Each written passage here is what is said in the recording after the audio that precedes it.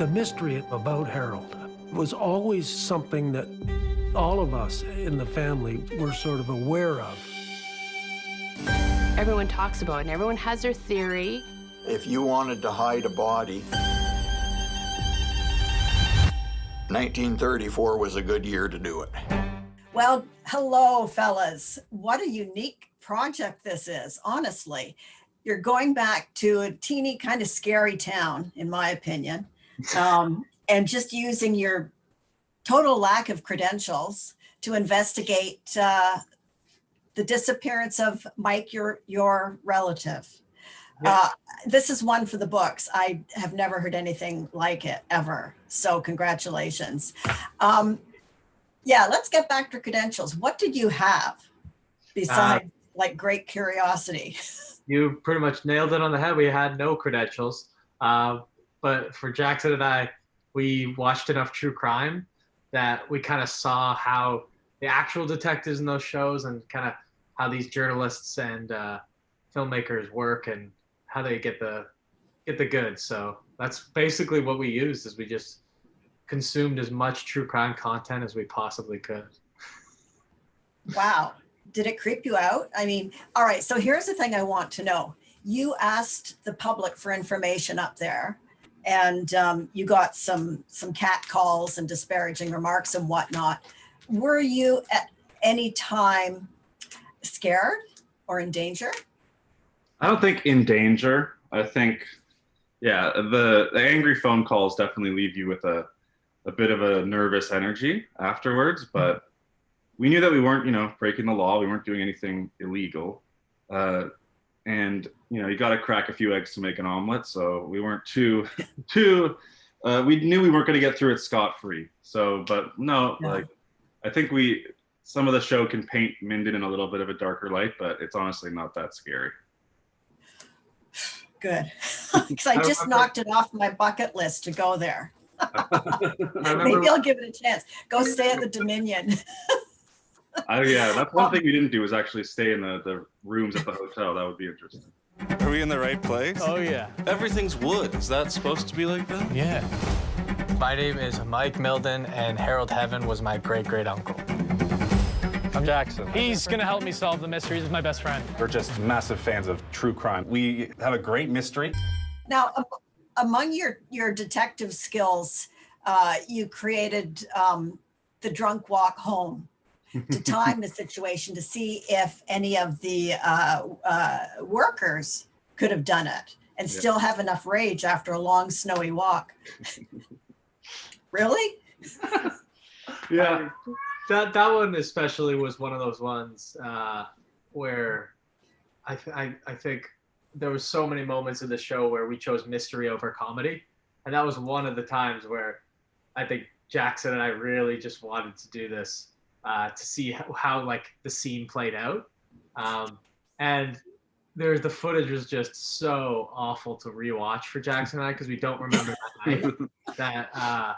And the director loved it and ended up making it in the cut. But it was one of those times where he's like, our director, Tim Johnson, was like, this is not going to move the case forward, but I'll do it because you guys think it is going to be funny. And it ended up being...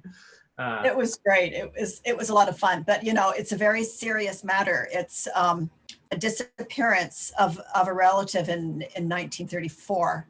Absolutely. That's worried the family all these generations later. It's very striking. And you felt obviously a commitment to your family and to your own curiosity. And Jackson, what was your commitment?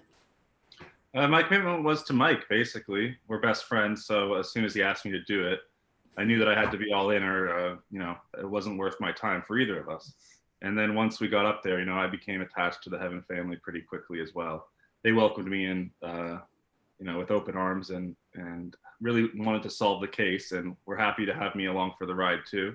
So I really fell into it pretty quickly. I wanted to lend an outsider perspective and be able to ground Mike if he was showing a little too much bias, but I pretty much snapped right into the Heaven family.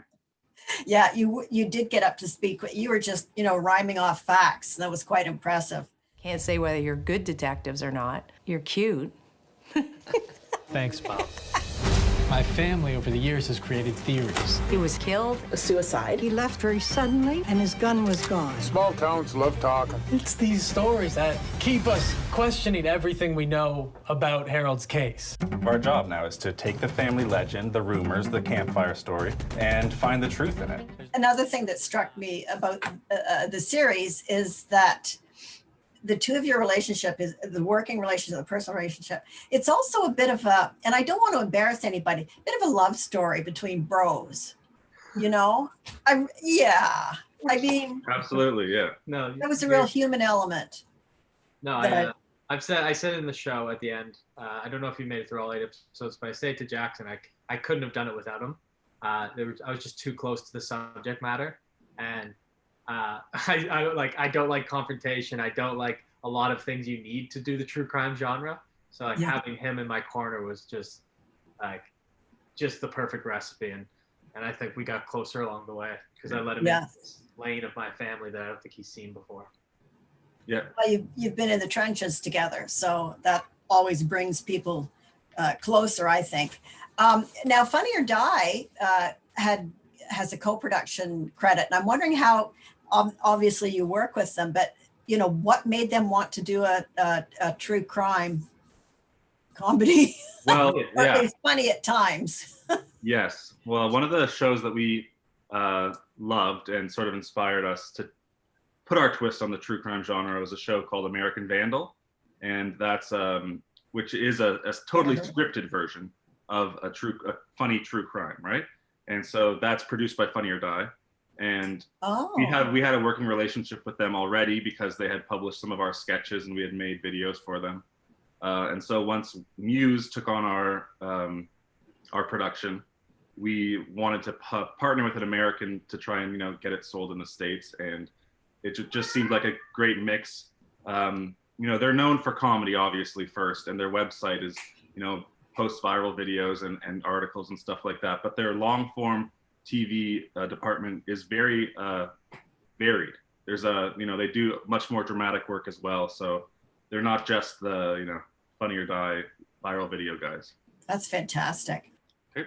What's next? We've definitely been thinking about it, but we've had our heads down for so long trying to finish this project. And we only locked the last episode 8, 2 weeks ago.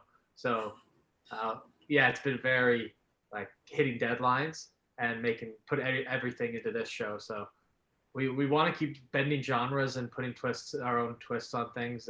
So the next project, I'm sure will have a good spin on it. We just don't know what it is right now. Well, I'm telling you, you hit the nail on the head with this one. It's really fascinating and quite unique. So congratulations, both of you. Thanks and so say much. Hi to your kitty for me. I know, he's going nuts this morning. Okay, thank you. Thanks, Aaron. Thanks. Bye. There's no theory we're not going to look into. That's the only way we're going to solve this thing.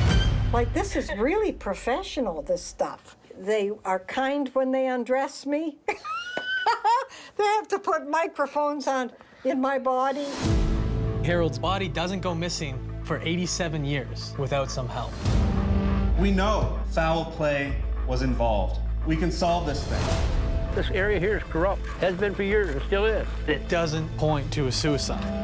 Harold realized that he had been ripped off. It was maybe some of the boys that were building the highway. Rumor is that there's a body underneath. And if the guy was going to be dumped in here, that's where you dump him. Whoa. Oh, my God! How would you feel if we actually solved this? Well, I think it'd be super. As long as you don't come back and tell me it's one of my relatives.